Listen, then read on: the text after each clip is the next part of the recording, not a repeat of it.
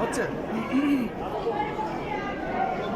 শুধু দর্শক, বাংলাদেশ জাতীয়তাবাদী দল বিএনপি ৪৬তম প্রতিষ্ঠা বার্ষিকীতে আমরা আজকে শহীদ প্রেসিডেন্ট জিয়াউর রহমানের সমাধিস্থলে আমরা এসেছি এবং আমরা এখানে প্রত্যেক বছরের মতো আজও এসেছি।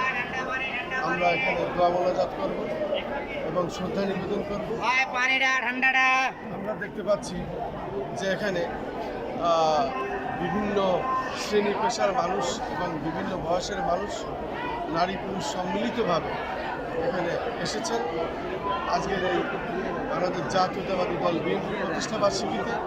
আমরা দেখতে পাচ্ছি শ্রদ্ধা নিবেদন করার জন্য বাংলাদেশ জাতীয়তাবাদী দল বিএনপি প্রতিষ্ঠাতা শহীদ প্রেসিডেন্ট জিয়াউর রহমানের সমাধিস্থলে এসেছেন এবং এখানে দোয়া মোনাজাতের জন্য এসেছেন এবং এই জায়গায় শ্রদ্ধা নিবেদনের জন্য এসেছেন। আমরা দেখতে পাচ্ছি সকাল থেকেই এখানে হাজার হাজার মানুষ আসছে এবং এসেই যাচ্ছে। প্রত্যেকে এখানে এসেছেন তাদের দোয়া এবং মোনাজাত এবং শ্রদ্ধা নিবেদন করার জন্য। আমরা প্রত্যেক বছরের মতো আজও আমরা এসেছি এখানে। আমরা শ্রদ্ধা নিবেদন করব, দোয়া মোনাজাত করব এবং বাংলাদেশ জাতীয়তাবাদী দল বিএনপির মহাসচিব মির্জা ফখরুল ইসলাম আলমগীর সাহেব সহ প্রত্যেক কেন্দ্রীয় নেতৃবৃন্দ এখানে আসবেন।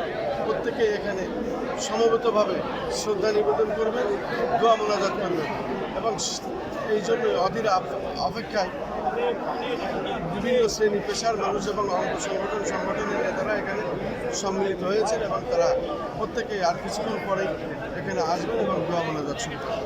ধন্যবাদ।